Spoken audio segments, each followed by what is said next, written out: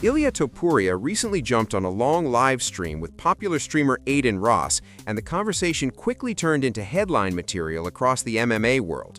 From bold opinions on legends to predictions about current contenders, El Matador didn't hold back. One of the first topics was a potential showdown between Khamzat Chimaev and Sean Strickland. When asked who he thinks would win, Topuria sided with Chimaev. He believes Khamzat's pressure, physicality, and aggression could be too much in that matchup. Interestingly, Topuria also agreed that he'd be open to appearing on a future stream together with Chimaev. Considering the recent back and forth between camps, that would almost guarantee a viral moment. But the biggest reaction came when Topuria gave his honest opinion on Khabib Nurmagomedov.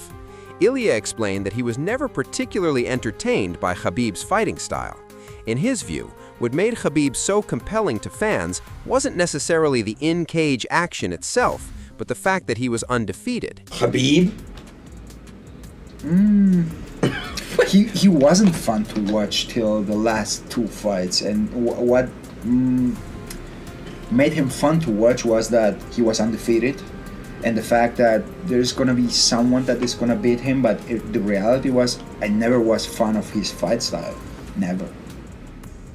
Well, it's wrestling. It's like severe, look, the chat's agreeing with you to an extent, right? Like, I'll be honest, I really love seeing the knockouts, and I love seeing the kickboxing, the boxing, the striking. I'm a big fan of that too. But I get what you're saying. Honestly, I wasn't a really big fan of UFC back when he was dominating, to be honest.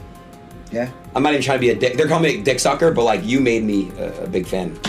God damn it, bro! Fuck! Oh, I forget that you had pain in your... It's okay. Meanwhile, at featherweight, Alexander Volkanovski had some strong reflections following his title defense against Diego Lopes. Volkanovski admitted that stylistically, he might have been the worst possible matchup for Lopes. He explained that his ability to stick to a disciplined game plan for 5 rounds, control distance, and manage positioning inside the octagon allowed him to neutralize Lopes' strengths.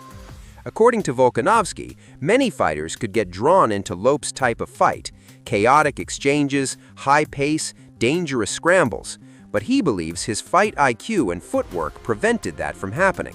He even suggested that Lopes may not encounter another opponent who can replicate that exact approach over 25 minutes. Volkanovski also addressed the broader featherweight contender picture, particularly the matchup between Movsar Evloev and Lerone Murphy. He believes the UFC has actually built more anticipation by delaying that fight. Now, when it finally happens, the winner will likely have undeniable momentum and a strong argument for the next title shot. I feel sorry for him in a sense, really, to be honest. You would probably agree with me this. Like, I don't know if anyone would be able to sort of do that to him in a sense. Can someone stick to a game plan like that, do a good job and still make it, you know what I mean? Like, I was thinking the guy had to fight me twice, and then I was able to, because if most other people are going to end up fighting his fight, they might not have a choice because they probably don't know how to work him around the octagon like I can for 25 minutes. So is he eventually just going to catch them? So I feel bad because I'm probably the worst possible matchup for the guy, just purely because of my IQ and my footwork and whatnot that he just couldn't handle. So now he's pretty much wasted his chance at the title. I mean, I was probably the only guy that can do 50 minutes and just have him not knowing what's going on for 50 minutes. I don't know if there's another fighter in our division that could do that. Maybe Lerone Murphy could do something. I don't know if he would be able to do as good a job. And I'm lucky, I'm not toot my own horn, but obviously I did it for 50 minutes, so I'm allowed to sort of say I did okay with it. While featherweight sorts itself out, there are ripple effects in other divisions. Islam Makhachev's next move remains unclear after reports suggested discussions around a potential fight with Kamaru Usman didn't progress. With the welterweight landscape shifting, the UFC appears to be exploring different options. Up at light heavyweight, Carlos Ulberg inserted himself into the headlines by addressing rumors that Khamzat Chimaev could move to 205 pounds if he secures middleweight gold.